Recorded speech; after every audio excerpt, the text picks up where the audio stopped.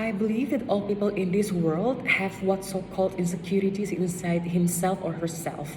And I think that the issue of comparing ourselves to any other people and comparing ourselves to see that ourselves is actually small compared to any other human being in this world is related to what so-called self-esteem. The issue of self-esteem has been a very wide discussion all around the world, not only in my country, Indonesia, but also in the whole world at the end of the day. I see self-esteem as a long-term issue, not just a short-term issue, simply because it will affect our life at the end of the day. The issue of self-esteem has been a quiet discussion simply because it can also affect our daily life. It can also affect our life. It can also affect our future later on. My name is Ferianda, and today I'm going to talk about how to boost self-esteem. The issue of self-esteem is not only happening to adults, but it can also affect or it can also happen to any human being in this world, be it adults, be it teenagers, be it even kids nowadays. I see the issue of self-esteem is very important simply because, especially for the youth later on, they are going to be the ones who determine the future of this world. And the sad fact is nowadays is that many youths are trying to compare themselves. Many youths are not having what's so-called self-love simply because they like to compare themselves and they like to see themselves as a small entity compared to any other human being in this world. For example, a youth likes to compare her beauty to another beauty, for example. A youth likes to compare what he doesn't have or what she doesn't have to what people have at the end of the day. I see this is not healthy. I see this is not going to be perpetuated nowadays. Now, I'm going to give some tips how to boost our self-esteem, especially for the youth nowadays.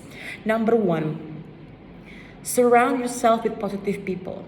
I think by surrounding ourselves with positive people, we can actually gain positive energy at the same time. Having positive energy will actually cast away what so-called negativities in our life, and we can also have a healthy inner circle that can support us, that can push us in a positive way.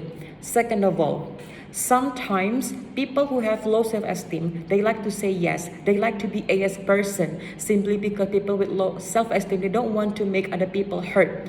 But now here's a second example. We should say no. We should be able to say no to any kinds of requests that people ask to us anyway. Even though people think that it might be very evil for us to actually reject that, but it's not about that anyway. It's not about how we are being an evil actually because we simply reject the request of the people, simply because we want to see ourselves, that we respect ourselves, that we are not only given a yes person, for example, but we also have the chance to actually say no to any kinds of requests at the end of the day. Lastly, what we can do is actually to give a challenge to ourselves. Giving challenge to ourselves simply can also motivate us and simply can also make ourselves developed at the end of the day. By simply giving a challenge to ourselves, it means that we are also going to know how far is our ability, and we can also measure the ability of ourselves. There are going to be many things that we can do in order to boost our self-esteem.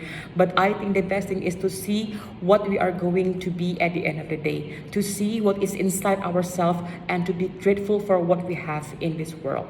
So I think that's all for my speech. Thank you very much, and let's have a very high self-esteem. Thank you.